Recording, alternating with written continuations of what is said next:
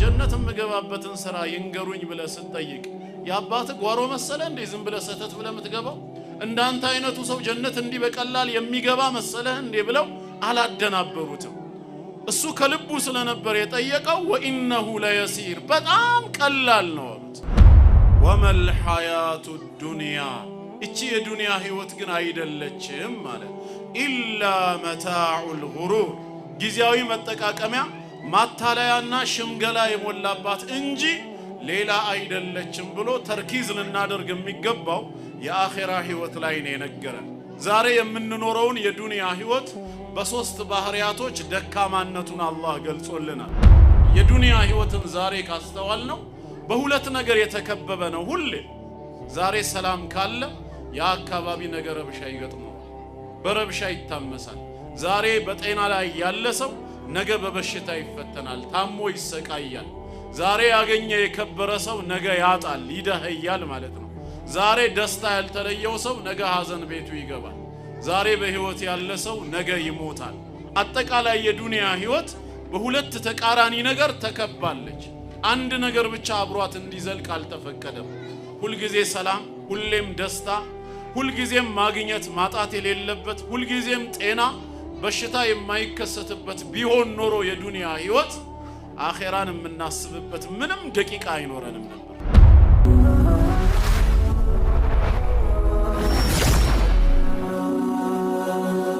ሰብስክራይብ በማድረግ ቤተሰብ ይሁኑ።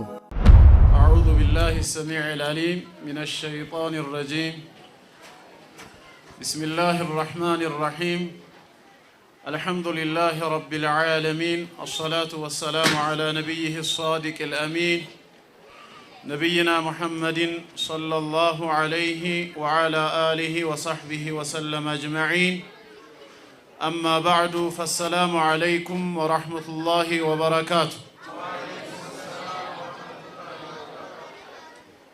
ዓላማና ግባችን በመጨረሻው ዓለም በዕለተ ትንሣኤ የአላህን ጀነት ማግኘት ከቁጣው ከጀሃነም እሳት መራቅ ነው። አላህ በሱረቱ አሊ ኢምራን እንደነገረን አዑዙ ቢላሂ ሚነሽ ሸይጣኒ ረጂም ኩሉ ነፍሲን ዛኢቀቱል መውት ነፍስ በጠቅላላ ሞትን ቀማሽ ናት ይላል። ህይወትን ሲለግሰን ሞትንም በእኛ ላይ ወስኖ ነው ያመጣው። እያንዳንዲቷ ነፍስ ሞትን ቀማሽ ናት፣ ከሞት የሚያመልጥ ማንም የለም ነው ያለው። ሞት አይደለም ለኛ ወይም ለእንስሳት ለጂኒዎችም ለመላእክትም አልቀረላቸውም። ሞት የማይዘው የሞት ፈጣሪ የሆነው አምላካችን አላህ ብቻ ነው። ወተወከል ዐለል ሐይ አለዚ ላ የሙት እንዳለው ፈጽሞ በማይሞተው በሕያው አምላክ በእርሱ ላይ ብቻ ተመካ ብሏል። እኛ ግን ስንመጣ ወደዚህ ዱንያ ህይወት ብቻ ሳይሆን ሞትም በእኛ ውስጥ ተወስኖ ነው የመጣ ነው። ዓላማው ለምንድነው? ሊፈትነን ስለነበር ማለት ነው። አለዚ ኸለቀል መውተ ወልሐያተ ሊየብሉወኩም አዩኩም አሕሰኑ ዐመላ። ይሄ ዓለም የሥራ ዓለም ስለሆነ የትኛው ስራችን ይበልጥ ያማረ መሆኑን በተግባር ሊፈትነን አላህ ሞትና ህይወትን ፈጥሯል ማለት ነው። ስለዚህም ነፍስ የተባለ በጠቅላላ ሞትን ቀማሽ ናት ነው ያለው። ሞት የኃጢአት ውጤት አይደለም። የሌላ እምነት ተከታዮች እንደሚያምኑት ሞት በአባታችን አደም ወይም በእናታችን ሐዋ አለይሂም ሰላም አለመታዘዝ ሰበብም የመጣ ጉዳይ አይደለም። ሞት ከኃጢአት ጋር ከኸይር ስራ ጋር ምንም ግንኙነት የለውም። መጀመሪያውኑ ሰው በዚህ ምድር ላይ ሰው ሆኖ ሲፈጠር ዘላለም እንዲኖር አልተፈጠረም። አላህ አስቀድሞ ከሞት ጋራ ነው ህይወትን የሰጠን። ነህኑ ቀደርና በይነኩሙል መውት እንዳለው መጀመሪያውንም ሞትን የወሰነው እሱ ራሱ ጌታ አላህ ነው። አደም በጀነት ውስጥ ሳያምጽ ከትዳር አጋሩ ጋር የተከለከለውን የዛፍ ፍሬ ሳይበላ በፊት ራሱ ሞት የሚባል ቀድያ እንዳለ ኢብሊስ ራሱ ያውቅ ነበር። ለዚህ ነው ከጀነት ለአደም አለይሂ ሰላም የአክብሮትን ስግደት አልሰግድም ብሎ እንዲወጣ የተባረረ ጊዜ ጌታውን አንድ ነገር ተማጽኗል። ረቢ ፈአንዚርኒ ኢላ የውም ዩብዓቱን። ቀድየቱል ባዕስ የመቀስቀስ ጉዳይ ሞትን ተከትሎ የሚመጣ ነገር ነው። ሰዎቹ እስከሚቀሰቀሱበት ቀን ድረስ ጌታዬ ሆይ አቆየኝ ብሎ መማጸኑ ባዕስ መኖሩን ያሳያል ማለት ነው። ባዕስ ካለ ደግሞ የግድ ሞት ሊኖር ግድ ነው። ሰው ካልሞተ አይቀሰቀስም። ስለዚህ ሞት የሚባለው ቀድያ ገና አደም ጀነት ከመግባቱ ከማመጹ በፊት የተላለፈ መለኮታዊ ፍርድ ነው። እኛም እንሞታለን ነው። ታዲያ ከዛስ ምን ይከሰታል? አየቱ ይቀጥልና ወኢነማ ትወፈውነ ኡጁረኩም የውመል ቂያማ፣ እያንዳንዳችሁ የሥራችሁ ዋጋ ተሞልቶ የሚሰጣችሁ ነገ የውሙል ቂያማ በዕለተ ትንሣኤ ነው። ታዲያ የዛኔ ፈመን ዙሕዚሀ ዐኒ ናሪ ወኡድኺለ አልጀና፣ ከጀሃነም እሳት እንዲርቅ የተደረገ ሰውና በአላህ ረሕመት ጀነት እንዲገባ የተደረገ ሰው ፈቀድ ፋዝ፣ በእርግጥም ስኬታማ ሆነ፣ እድለኛ ሆነ ይላል። ትልቁ ፈውዝ ማለት የአላህ ቁጣና ቅጣቱ መገለጫ ከሆነው ከጀሃነም እሳት ርቆ በአላህ ረሕመት ጀነት መግባት ነው። አላህ የጀነት ሰው ያርገን። አላህ በረሕመቱ ይዘንልን። ከዚህ ውጭ ሌላ እኛን የሚያስጨንቀን ነገር የለም። ሙዓዝ ብኑ ጀበል ረዲየላሁ ዐንሁ ረሱል ሰለላሁ ዐለይሂ ወሰለም ዘንድ መጥቶ የጠየቃቸው ይህን ጥያቄ ነው። የሱ ጥያቄም የኛ ጥያቄ ነው። ለሱ የተሰጠው መልስም ለኛም መልስ ነው። እሳቸው ዘንድ መጥቶ አኽቢርኒ ቢዐመሊን ዩድኺሉኒ አልጀነተ ወዩባዒዱኒ ዐኒ ናር ነው ያላቸው። ስለ ዱንያ አልጠየቃቸውም። ከሰዎች ሀብታም መሆንበት ብሎ ስለ ሀብት መጠየቅ ነውር አይደለም። ስለ ጤና ከበሽታ የሚርቅበትን አልጠየቃቸውም። መጠየቅ ግን ይቻላል። እንደዚሁም እድሜው ረጅም እንዲሆን ስለ ረጅም እድሜ በምን መልኩ ነው የሚገኘው አልጠየቀም። ስለ እነዚህ ሁሉ መጠየቅ እየተቻለ ሙዓዝን ያሳሰበው የመዳን ጉዳይ ነውና ጀነት እንድገባና ከጀሃነም እሳት እንድርቅ ሰበብ የሚሆነኝን ስራ እሰራው ዘንዳ ይንገሩኝ በማለት ነበር መልእክተኛውን የጠየቃቸው። እሳቸውም ጀነት የሚያስገባህ ስራ ይሄ ነው ብለው ወዲያውኑ መልስ አልሰጡትም። መጀመሪያ ምንድነው ያደረጉት? ያነሳው ጥያቄ ተገቢ መሆኑን ገለጹለት። በእኛ ቋንቋ ላይክ አደረጉለት ማለት ነው። አግባብነት ያለው ጥያቄ ነው። ቀጥለው ደግሞ ኮመንት ነው የጨመሩለት። ሶስተኛው ላይ ነው መልስ የሰጡት። ላይኩ ምን ነበር? ለቀድ ሰአልተ አን ዐዚም ነው ያሉት። አንተ አሁን ያነሳው ጥያቄ መነሳት የሚገባው ስለ ትልቅ ጉዳይ ነው ያጠየቀው፣ ትክክል ነው አሉት። አንዳንድ ሰው ጥያቄ ጠይቆ ወዲያው መልስ ካልተሰጠው የጠየቅኩት ትክክል አይደለም እንዴ፣ አጥፍቻለሁ፣ እንደዚህ መጠየቅ አልነበረብኝም እንዴ ሊል ይችላል። ያነሳው መነሳት የሚገባው ትክክለኛ ጥያቄ ነው ብለው ጥያቄውን ላይክ አረጉለት። ቀጠሉና አሁንም መልሱን ሳይሰጡት ምን አሉ? ኮመንቱ ላይ ወኢነሁ ለየሲሩን ዐላ መን የሰረሁ ላሁ ተዓላ ዐለይህ፣ አላህ ላገራለት ሰው ደግሞ ጀነት መግባት በጣም ቀላል ነው አሉት። ጀነት የምገባበትን ስራ ይንገሩኝ ብለህ ስትጠይቅ የአባትህ ጓሮ መሰለ እንዴ ዝም ብለህ ሰተት ብለህ የምትገባው? እንዳንተ አይነቱ ሰው ጀነት እንዲህ በቀላል የሚገባ መሰለህ እንዴ ብለው አላደናበሩትም። እሱ ከልቡ ስለነበር የጠየቀው ወኢነሁ ለየሲር፣ በጣም ቀላል ነው አሉት። ፕሮቮክ አረጉት ማለት ነው። ውስጡ ይቀሰቀሳል። እንግዲያውስ ቀላል ከሆነ ስራውን ይንገሩኝ ዝግጁ ነኝ ማለት ይጀምራል። ነገር ግን እንደዛ ተብሎ ለየሲር ብሎ ቢያቆሙ ኖሮ ሰው በራሱ ስራ እንዳይመካ፣ ለካ በራሴ ስራ እድናለሁ ብሎ ራሱ ላይ ተስፋ እንዳያደርግ ዐላ መን የሰረሁ ላሁ ዐለይህ፣ አላህ ካገራልህ ከወፈቀህ ነው ብለው ደግሞ ያለሱ እገዛ ያለሱ ተይሲር እኛ በራሳችን ጥረት ምንም የምናረገው ነገር እንደሌለ ነገሩት ማለት ነው። እዚህ ጋር ልፋቱን እየለፋ አላህ ረሕመት ላይ ደግሞ ተወኩል እንዲያደርግ ማለት ነው። ምክንያቱም አላህ ካላገራው ምንም ነገር የለም ማለት ነው። አላህ ያግራልን። ስለዚህ የሙዓዝ ጥያቄ የኛም ጥያቄ ነው። ሁላችንንም የሚያስጨንቀን የመዳን ጉዳይ ነው። ነፍሴ ነገ የውሙል ቂያማ የአላህ ቁጣና ቅጣት መገለጫ ከሆነችው ከጀሃነም እሳት ርቃ እንዴት ጀነት ታገኛለች ነው። ቁርአንም ያለው ይሄንን ነው። በአላህ ረሕመት ከእሳት ርቆ ጀነት የተገባ ሰው በእርግጥም ዳነ ካለ በኋላ አላህ የምድራዊ ዓለምን ጉዳይ ደግሞ ሲነግረን ወመል ሐያቱ ዱንያ፣ እቺ የዱንያ ህይወት ግን አይደለችም ማለት ኢላ መታዑል ጉሩር፣ ጊዜያዊ መጠቃቀሚያ ማታለያና ሽምገላ የሞላባት እንጂ ሌላ አይደለችም ብሎ ተርኪዝ ልናደርግ የሚገባው የአኺራ ህይወት ላይ ነው የነገረን። ዛሬ የምንኖረውን የዱንያ ህይወት በሶስት ባህሪያቶች ደካማነቱን አላህ ገልጾልናል። በዚህ አየት መሰረት ከስሙ ጀምሮ አላህ ዱንያ ብሎ ነው የጠራት። ደና ከሚለው ግስ ርቢ ሆኖ ነው የመጣው። ደና ማለት ቀረበ ማለት ነው። ዱንያ በዚህ ስያሜ ለምን ተጠራች? ነገ ለመጥፋት ለመወገድ የቀረበች ስለሆነች ማለት ነው። ዘለቄታ የሌላት አጭር ህይወት ነች ነው። እንደገና በውስጧ ያለው ጸጋ መታዕ ተብሎ ነው የተጠቀሰው። መታዕ ማለት ጊዜያዊ የሆነ መጠቃቀሚያ ከባለቤቱ ጋር ረጅም ጊዜ የማይቆይ ማለት ነው።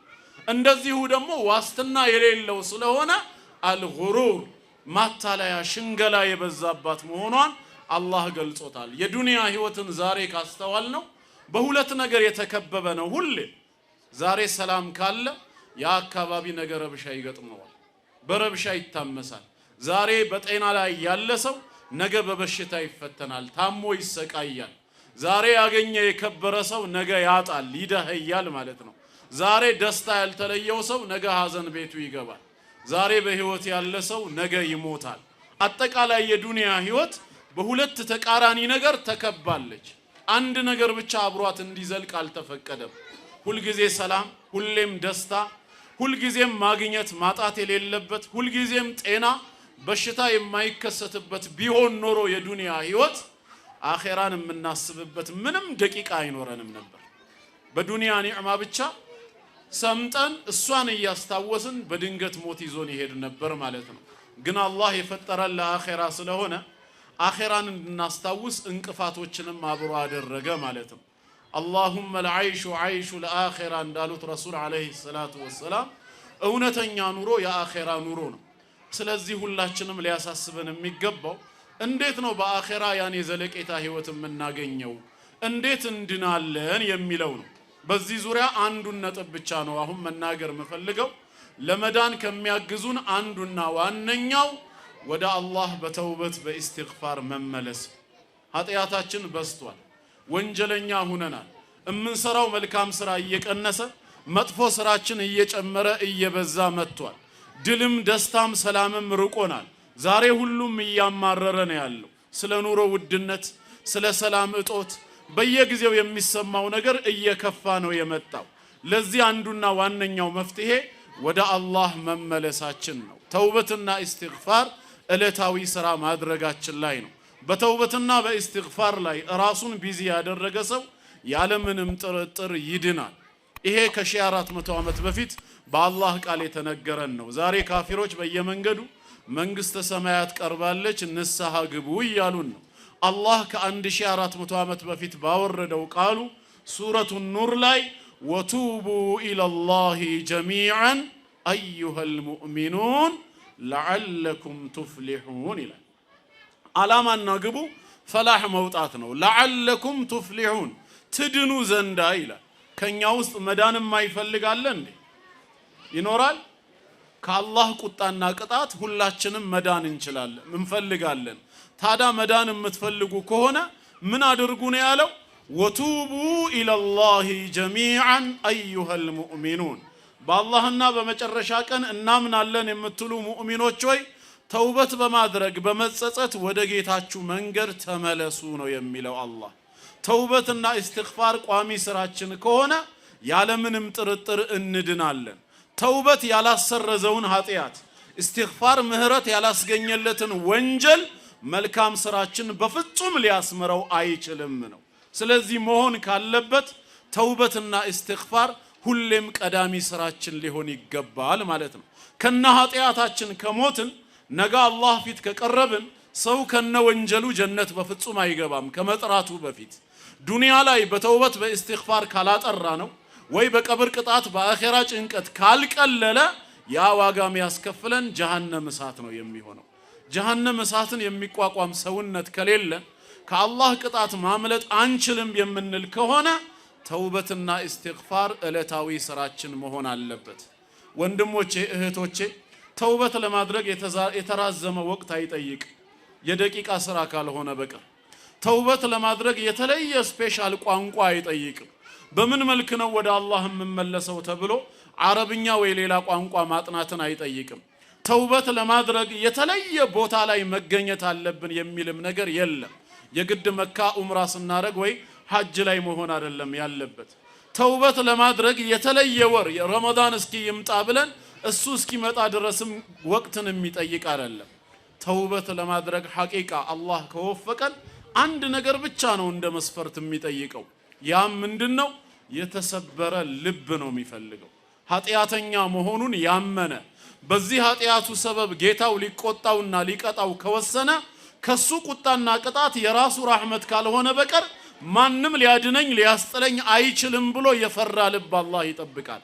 ከሱ ውጭ ካለ ነገር ተስፋ ቆርጦ ወደ አላህ የሚመለስ ልብ ነው የሚፈልገው።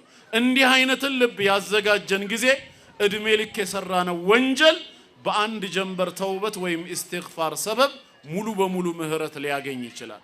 አላህም በቃሉ ሱረቱ ዙመር ላይ እንደነገረን ቁል ያ ዒባዲየ አለዚነ አስረፉ ዐላ አንፉሲሂም፣ በነፍሶቻችሁ ላይ ወሰን ያለፋችሁ ድንበር የጣሳችሁ ባሮቼ ሆይ ላ ተቅነጡ ሚን ረሕመቲላህ፣ ከኔ ከጌታችሁ ከአላህ እዝነት በፍጹም ተስፋ እንዳትቆርጡ ይላል። እኔ እንደሆንኩኝ ኢነላሃ የግፊሩ ዙኑበ ጀሚዓ፣ ወንጀሎችን በጠቅላላ የምምር አምላክ ነኝ። ኢነሁ ሁወል ገፉሩ ረሒም፣ እኔ ማለት ለባሪያዎቼ መሐሪ አዛኝ አምላክ ነኝ ነው የሚለው። ራሱ ቀድሞ ይቅርታ ጠይቁኝ እምራችኋለሁ ያለ ጌታ ከሆነ ተውበት አድርገን ተጸጽተን ወደ አላህ መንገድ ልንመለስ ይገባናል ነው። ኃጢአትን ሁሉ ሊያስምረው የሚችል ተውበት ብቻ ነውና ነው። መዳንም የሚገኘው በዚሁ ተግባር ነው። ስለዚህ ሁላችንም ተውበት ኢስቲግፋር ቋሚ ስራችን መሆን አለበት። ቅድም ያስጨንቁናል ያልናቸው የሰላም ጉዳይ፣ የኑሮም ውድነት የመሳሰለው ራሱ በዚሁ በኢስቲግፋር በተውበት ውስጥ ነው አብሮ የሚስተካከለው። አባታችን ኑህ አለይሂ ሰላም ህዝቦቹን ሲመክራቸው ፈቁልቱ እስተግፊሩ ረበኩም፣ ጌታችሁን አምላካችሁን አላህ ምህረትን ጠይቁ፣ የኃጢአት ይቅርታን ከሱ ፈልጉ አልኩኝ። ይሄን ያረጋችሁ ጊዜ ኢነሁ ካነ ገፋራ፣ ምህረተ ሰፊ ነው፣ በብዛት ኃጢአታችሁን ይምራል። መማር ብቻ ሳይሆን በዚህ ኢስቲግፋር ሰበብ ዩርሲሊ ሰማአ ዐለይኩም ሚድራራ፣ ዝናብንም ከበላያችሁ የተንቧቧ አድርጎ በብዛት ያወርድላችኋል። አሁንም በኢስቲግፋር ሰበብ ወዩምዲድኩም ቢአምዋሊን ወበኒን፣ ንብረትንም ልጆችንም ይጨምርላችኋል ነው የሚለው። ስለዚህ ተውበት ሪዝቅንም ያመጣል፣ ልጆችንም ያሰጣል፣ ኃጢአትንም ያስምራል። ረሱል አለይሂ ሰላቱ ወሰላም መለዚመል ኢስቲግፋር፣ ኢስቲግፋርን ቋሚ ስራው ያደረገ ይላሉ የአላህን አዘማ፣ ነገ በሱ ፊት ቆሞ መጠየቅን፣ ትላንት ከትላንት ወዲያ የሰራውን ወንጀል የአኼራን አስጨናቂነት ባስታወሰ ቁጥር ኢስቲግፋርን ቋሚ ስራው አድርጎ የሚያበዛ ሰው ምን ያገኛል ሲባል ጀዐለላሁ ለሁ ሚን ኩሊ ሀሚን ፈረጃ፣ ካስጨነቀው ነገር መውጫ ቀዳዳን አላህ ያበጅለታል። ወሚን ኩሊ ጀዐለላሁ ለሁ ሚን ዲቅን መኽረጃ፣ ለጠበበው ሁሉ መውጫ ቀዳዳ። ወሚን ኩሊ ሀሚን ፈረጃ፣ ላሳሰበው ሁሉ መፍትሄን ያቀርብለታል። ወረዘቀሁ ሚን ሐይሱ ላ ያሕተሲብ፣ ካልጠበቀው ካላሰበው ስፍራም ሲሳይን ይሰጠዋል አሉ። ይሄ ሁሉ የምን ውጤት ነው? የምን ውጤት ነው ወንድሞች? የኢስቲግፋር የተውበት ውጤት ነው። ከኛ ውስጥ ወንጀል የሌለበት ማንም የለም። ቅድም ኡስታዝ ባህሩ እንደጠቀሰው ረሱል አለይሂ ሰላቱ ወሰላም ኩሉ በኒ አደመ ኸጣእ ብለዋል። ሲበዛ እንሳሳታለን፣ እናጠፋለን። ምንም ከአደም የወረስነው ኃጢአት ባይኖርብንም የግብር ኃጢአት ግን አለብን። ህግ በመጣስ ዋጅባቶችን ችላ በማለት ሐራምን በመዳፈር ወንጀል ውስጥ እንወድቃለን። ግን ትልቁ ነገር ወንጀል ላይ መውደቁ ሳይሆን ከዛ ወንጀል አለመመለሱ ነው አደጋው። ሐዲሱም ያለው ወኸይሩል ኸጣኢን አተዋቡን ነው። በብዛት በተውበት በኢስቲግፋር የሚመለሱት ከተሳሳቾች በላጭ ናቸው ነው የሚለው። አላህ ታጋሽ ጌታ ስለሆነ ከቁጣው በፊት ትግስቱ ስለቀደመ ከቅጣቱ በፊት ምህረቱ ስለሰፋ ዝም አለን እንጂ እንደ ወንጀላችን ቢሆን ኖሮ ማ ተረከ ዐላ ظهرها ሚን ዳባ እንዳለው አንዳችንንም ሳያስቀረን ከምድር ገጽ ያጠፋን ነበር። ግን እድል እየሰጠን ነው። 1000 ጊዜ ስናጠፋ በ1001ኛው ተውበት የምናረግ ከሆነ እሱ ሊምረን እድሉን ላይነፍገን ፈልጎ ነው።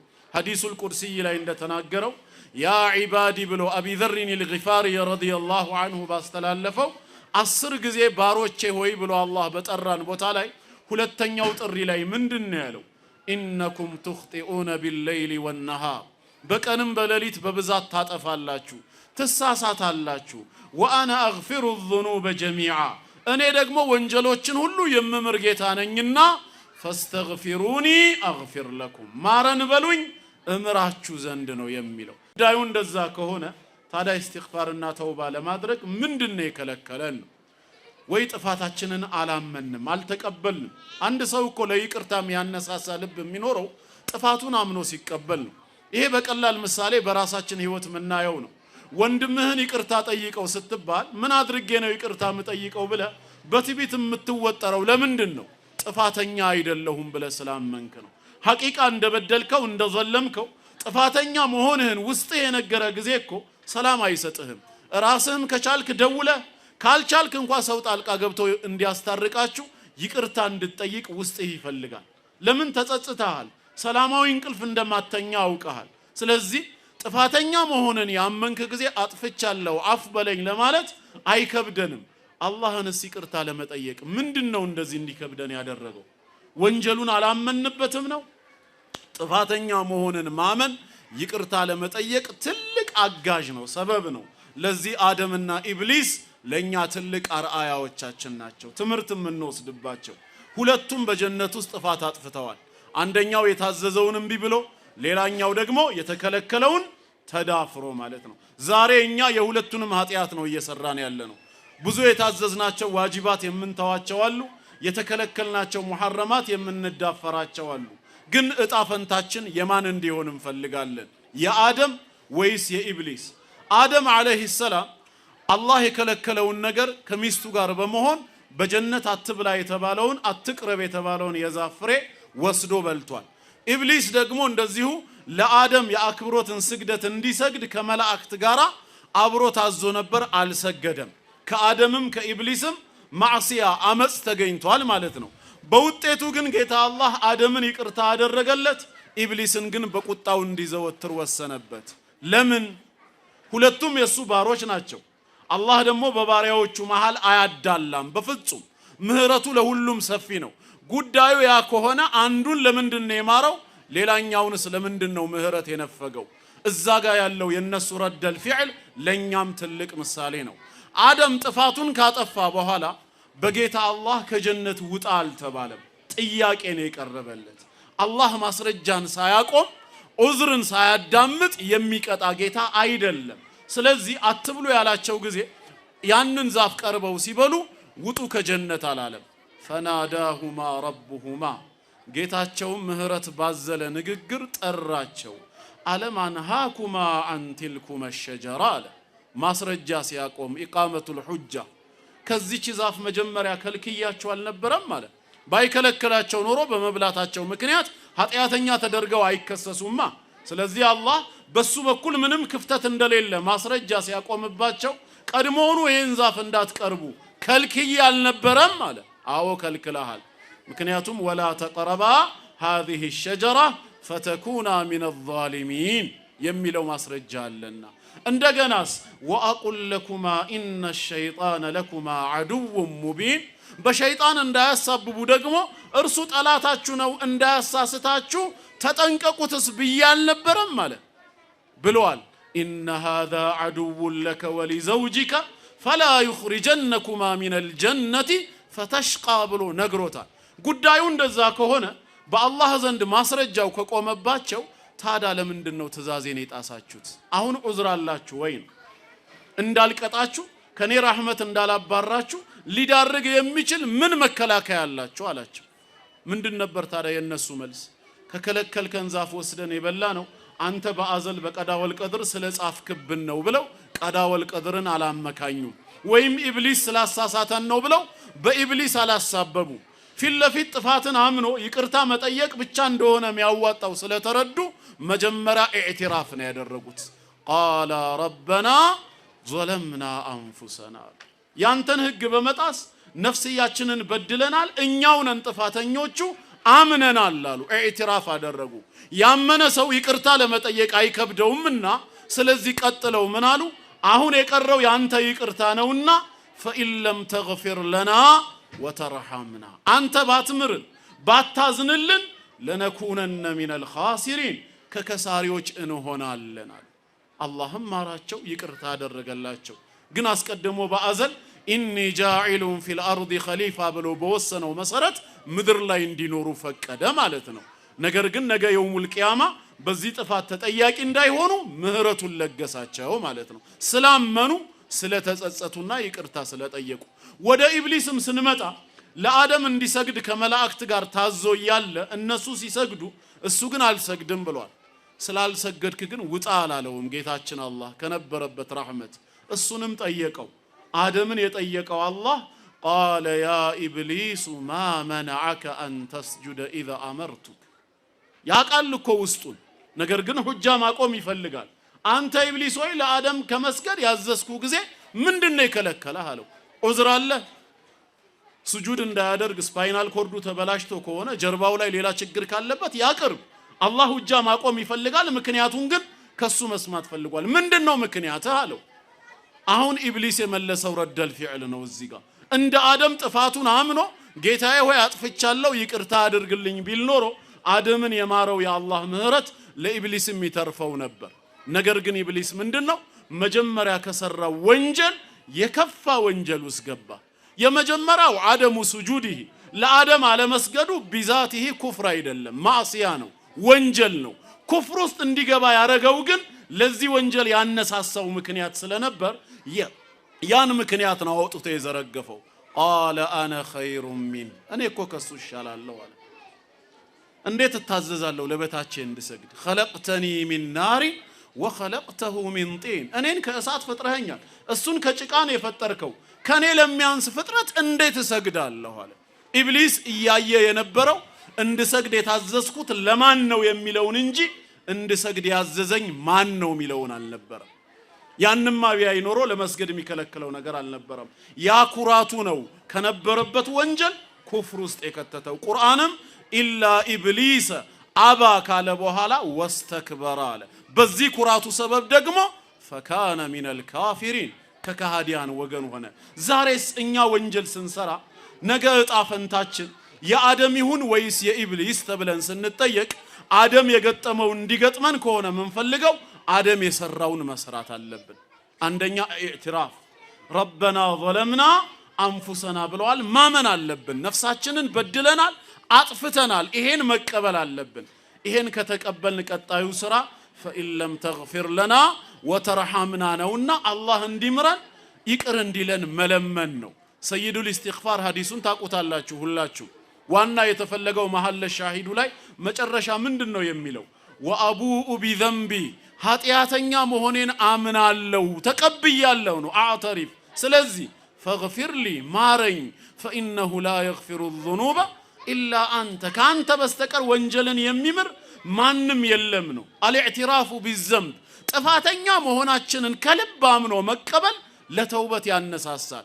ለኢስቲግፋር ጊዜ እንዳንሰጠው ያደርጋል። አለበዛ ራሳችንን መልካም ሰዎች አድርገን ብንቆጥር ከሆነ ኃጢአታችንን ካሳነስን በሰራነው መልካም ስራ ሰበብ የሚካካስ አድርገን እምናስብ ከሆነ ከተውበት ይጋርደናል። ሁሌም ራሳችንን መውቀስ አለብን። ሙእሚን ራሱን ወቃሽ እንጂ ራሱን አክባሪ እንዳልሆነ አላህ በዚህ ነፍስ ሙሉ ነው የነገረን ሱረቱል ቂያማ ላይ ላ ኡቅሲሙ ቢየውሚል ቂያማ ወላ ኡቅሲሙ ቢነፍሲ ለዋማ ነው ያለው። ራሷን በምትወቅስ ነፍስ እምላለሁ አለ። ማን ነው ራሱን የሚወቅሰው ሲባል ሙእሚን ነው። አላህ ካዘዘው ትእዛዝ አንፃር የሚጠበቅብኝን አልፈጸምኩም፣ የከለከለኝን ሙሉ በሙሉ አራኩም፣ ተዳፍር ያለው ብሎ ተቅሲር በማድረጉ ራሱን የሚወቅስ የሙእሚን ነፍስ ነው። አላህ በእንደዚህ አይነት ነፍስ ምሏል። ከነዛ ነፍሶች ምናልባት እኔም አንዱ መሆን እፈልጋለሁ የምንል ከሆነ ራሳችንን መውቀስ አለብን። ሁሌም የበታች መሆናችንን መመልከት ይኖርብናል። የዛኔ ለተውበት ለኢስቲግፋር በር ይከፍትልናል። አለበዛ በመልካም ስራችን የምንታለል ከሆነ ተውበትና ኢስቲግፋርን በቃ በአደባባይ በቀን ወንጀልን ለሚሰሩ ሰዎች እንጂ ለኛ ያልተደነገገ ስለሚመስለን ሰዓቱን አላረዝም። ወንድም እህቶቼ እኔንም ነፍስዬን ጨምሮ ተውበትን እናብዛ፣ ወደ አላህ እንመለስ። አላህ ወንጀላችንን ይቅር እንዲለን ሁሌም አስተግፊሩላህ ወአቱቡ ኢለይህ የሚለው ከልባችንም ከመላሳችንም ቋሚ ስራ ይሁን። አላህ ተውበትን ከሞት በፊት ይወፍቀን። በሞት ወቅት አላህ ሸሃዳን ይለግሰን። በቀብር ላይ ለሚቀርበው ጥያቄ ጽናትን አላህ ይወፍቀን።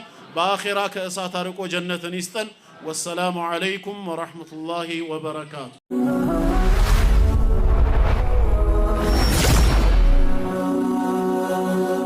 ሰብስክራይብ በማድረግ ቤተሰብ ይሁኑ።